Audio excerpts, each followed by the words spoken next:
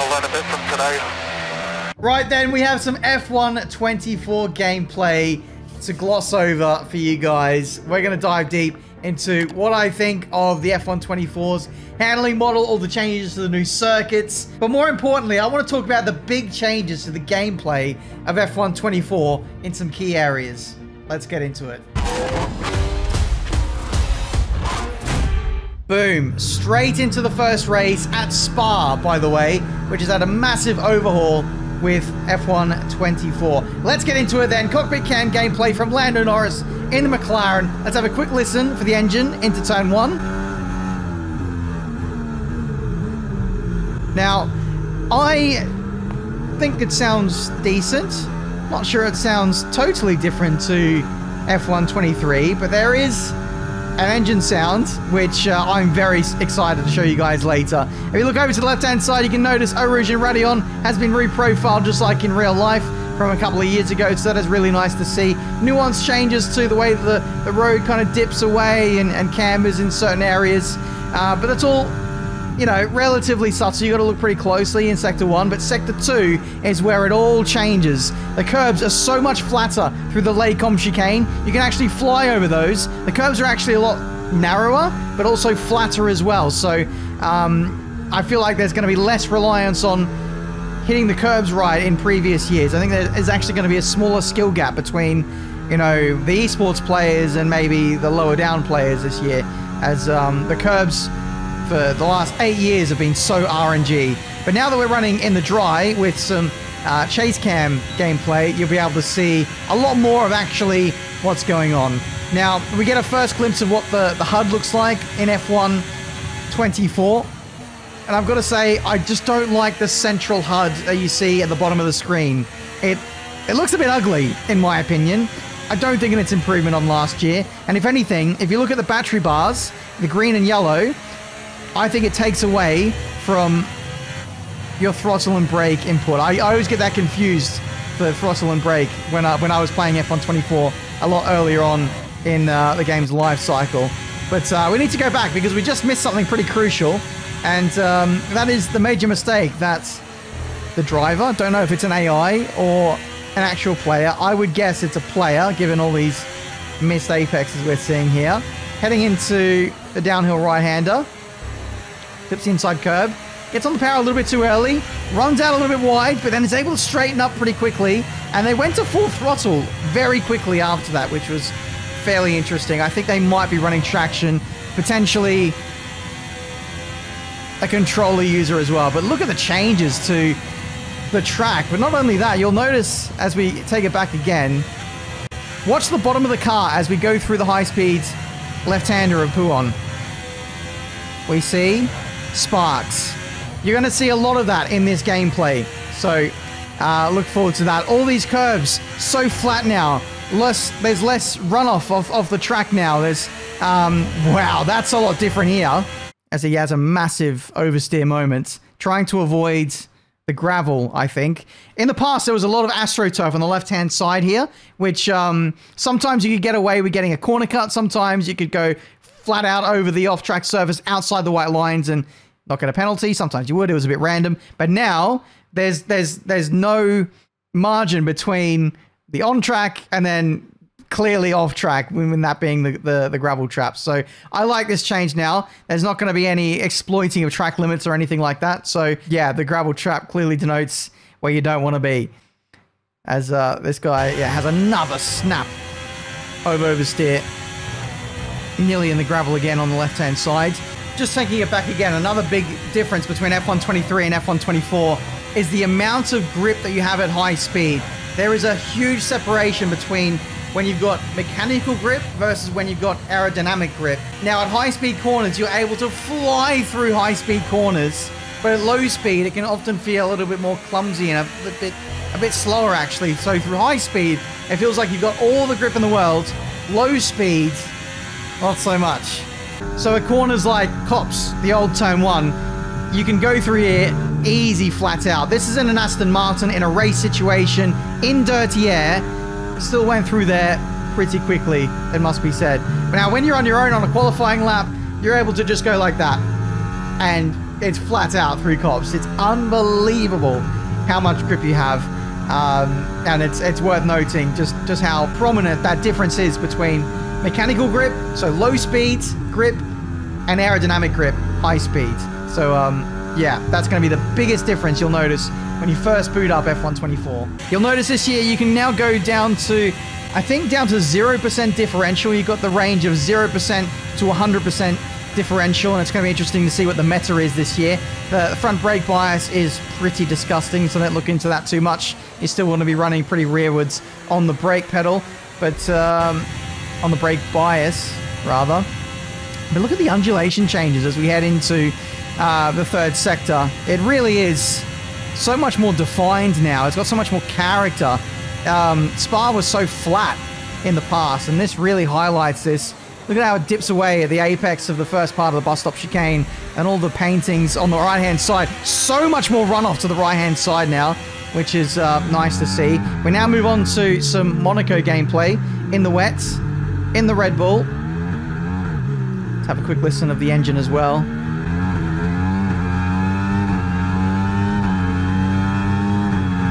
In my opinion, that sounds better than the Mercedes power unit in the McLaren. Though I've always preferred the Honda or the RB power unit to the Mercedes, to be honest. Let me know what you guys think. What's the best sounding engine in F1 at the moment? But anyway, getting back to this gameplay, you can see quite a defined racing line there. You can see the AI or the driver is not really taking wet lines here. This isn't iRacing. But one thing that is significant of note in wet weather gameplay now is going offline where there's more water will actually cool the tires down more. So that actually works realistically like in real life. So the more you run on the racing line, I guess the warmer the tires will be, and sometimes the tire temps might escape those upper thresholds. So in order to cool the tires, you might go offline here to cool them down, for example. But it looks like Monaco's not really had any changes, apart from the fact that what I'm seeing here, there's a lot of sponsor boards on the barriers now. The barriers were very just like basic. They were like just the regular grey barriers, but now every barrier has a sponsor now, which is slightly distracting, but I'm sure we'll get used to it. Other than that, yeah, Monaco appears to be pretty much the same.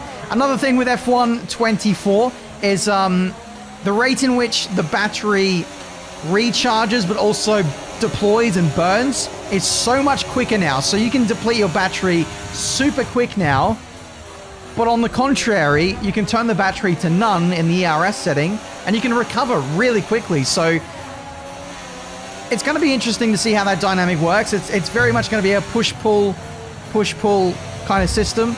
It's a lot quicker to regen your battery, so I think it's maybe going to go back to the days of like F1 2012, 2011, etc., where you had a certain amount of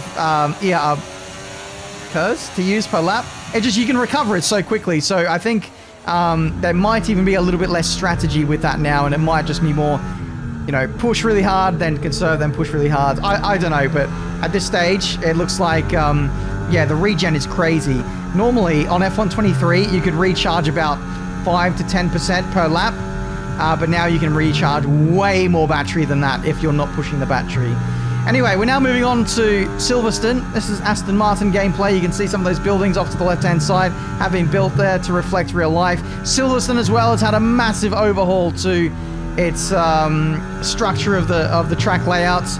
And one thing I didn't realize until driving this a couple of months ago, it's just how detailed and how undulated Silverstone can be. It really dips away, and it just looks so good. It's got even more character than what I imagined it would. But it's really cool to see. You'll notice a lot of the sparks as well on a lot of the cars, like I mentioned before. The curbs there quite flat there through the village and last corner section. Here we've got some T-Cam gameplay. Notice the temperatures in this clip because it's quite significant in the way that you have to approach your driving in F1 24.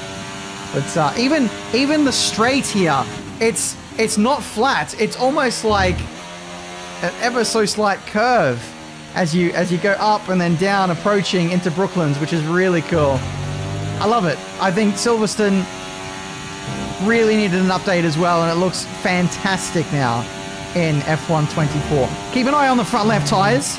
You can see 100 degrees versus 94 degrees on the front right. So tire temperatures, as they mentioned in the physics deep dive, are going to have a bigger impact on how you drive, and reflectively what you get out of the tire is going to be reflected out of that too. But 106 degrees, that's getting pretty hot. It's almost approaching blistering temperatures at this range, but 12-degree difference between the front left and the front right is pretty significant, it must be said. But we're running quite a high tire compound selection at Silverstone, so the tires around here allow for very high temperatures, operating temperatures, before they get pretty hot. So any more than what you saw just there, and the tires will be feeling pretty rough. We now move on to Qatar in the Haas, and now this is the best sounding engine in my opinion.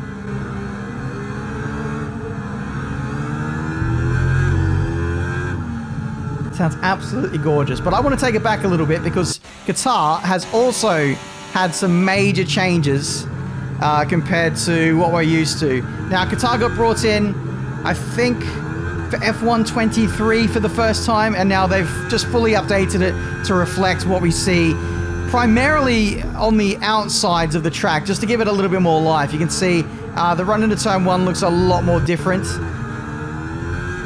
Someone actually got damage on the run into turn 1 as well. I think it was Albon on Russell. Yeah, Albon on Stroll. I think we're running simulation damage here, but a lot of the curbs have been repainted. The AstroTurf is redone as well. I'm noticing a lot more lighting around the circuit. A lot more lighting, which is crazy. I think the track itself looks relatively the same. I'm talking like how wide the corners are, how different the track profile feels. I think it's pretty similar, but it's mainly everything off circuit, which has a completely different feel than what we're used to. A bit of Ferrari gameplay now. You can see we're running no ERS deploy here. Curb on the left-hand side is way wider than it usually is. Qatar feels so much more full now. It feels like a proper circuit, whereas before it was feeling a bit dull and lifeless. Now that's the biggest change. I'd say first turn and last corner as well. There is a way bigger gap between where the wall is on the inside part of the track versus where it was on the last game. On F1 23, you could pretty much... The wall was not here, it was like here. You could almost hit the wall if you cut the corner too much. And there was a bit of a wall which separated the track from the pit lane as well, which is also different. I'm also not noticing the pit entry is not here before the last corner. The pit entry is actually after the last corner. So that's also a nice change. I think that's probably going to mean that pit stops are going to be maybe a bit more viable, like extra pit stop. A 2-stop might be more viable at Qatar now, especially with the tire wear. And I'm also noticing that the distance to the start-finish line is also different. I'm just trying to point out everything that's different with some of the track changes. We'll have a look at AI in a little bit. DRS line is there, and then start-finish line there. Whereas the start-finish line would be here under this Qatar Airways banner. We've now got chase cam again. But with this Alpine, I think some of the reflections are glitching because it looks like the car is just like glimmering with light. So I think that's a bit of a bug. Look at how quickly the battery was draining there. That was absolutely crazy. You'll notice as well, you can also use overtake during qualifying, whereas previously it was none, medium, or hot lap. Now you can use overtake in a qualifying lap, which might drain the battery even quicker. Another thing to note as well with Qatar is you always run out of ERS at the end of the lap, and it looks like we've done so here because the light is flashing. We've used up all of our allotment for the whole lap, And yeah, I think you have to find that balance between, do you run hot lap for the whole lap, or do you run overtake and run the risk of running out of ERS deployment by the end of the lap? There's definitely going to be some changes to the meta when it comes to extracting the most out of the battery now on qualifying laps. So very interesting to make note of that. We now move on to China. China has not had any changes done to the track. I know because I did create a series around here only recently, and it all looks pretty much identical to me. And you can see just how much the battery drains. Almost every clip you see, we're below 10%. Whoever is doing this gameplay is terrible at battery management. Absolutely terrible. And I was so busy talking about battery management that I missed the biggest talking point of this entire video. Look at the tire wear. 75%. 75% on that front left tire, which is, you know, nearly double the tire wear that you see on the front right. It's 22% on the rear right, which is over a 50% difference. How has this happened, you ask? Well, previously, the only way you could get this level of tire wear difference is if you're running simulation damage and you were leaning up against a barrier or another car, your tire wear would skyrocket way higher for every, like, split second you were making contact with something. I don't think that's the case here. What is actually happening here is this driver has been locking up far too much. Lockups now make your tires wear like crazy. And even the engineer's warning about significant tire wear. You can see another lockup there into that left-hander.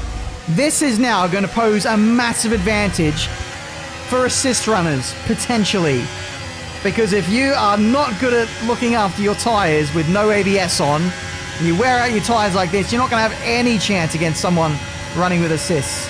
So lockups are a game changer this year. I'll be interested to see if the same applies for the rear tires when you get wheel spin, whether it's that dramatic or not. Taking it back and looking at this AI battle here, I think this is really cool.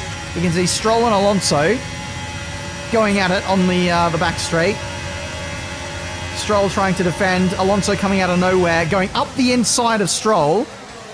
That's a really aggressive move, and it's nice to see an AI battle like that. I hope it's like that all the time, because the AI wouldn't normally go for an aggressive move like that on previous games. As we see Sainz do a recreation of Hamilton in 2007. Into the pits we go. And we get to see a pit stop for the first time in F1 24. Mediums to hards. Okay, off we go, back into the race. And that is confirmation that the pit stops have not changed at all for F1 24. Interestingly though, look at the tyre temps on the hards. These are meant to be cold tyres, but the MFD says the tyres are green. The tyres are in the operating window. That's a glitch, I think. We spotted a glitch already. Those tyres should be blue. They are cold, they're not in the operating window, but the MFD is not reflecting that properly. Also, the engine is running pretty cold as well, and it's also not... I think 115 degrees is fine. This is an interesting clip here as we cut to a dive bomb, a massive dive bomb on Lando Norris, turn 4, straight up the inside, and Norris has the presence of mind to jump out the way and let Lewis Hamilton go through. That was an absolute savage send. Let's watch it again. If this was online AI, they would turn in. But offline, they'll leave you the space. Good job. Nice overtake. Let's hope that the AI are pretty good this year. I'm not expecting any major changes to AI. I would expect that after we get the switch to the next-gen consoles, or the old-gen consoles stop getting supported, we'll be able to have massive advancements in the AI, because we'll have so much more resource budget for that. But yeah, Norris jumping out of the way. Hopefully they're not too passive. Now here's an interesting one. This is Daniel Ricciardo in the wet. Massive back-end loss. I would have liked to have seen the tyre wear after that little slide. But in the rain, you can see the details, the graphics. Burning the battery. Again, battery merchant at play here. Less than 10%. Are we going to see a send here from. We do. Can Ricciardo defend? Oh, a bit of a wheel spin, back end loss. Tries to plant the power down, holds on for now. P6, rounding the last corner. Hamilton is not going to get him. But what? Look at that. That is crazy. The reaction of the curb.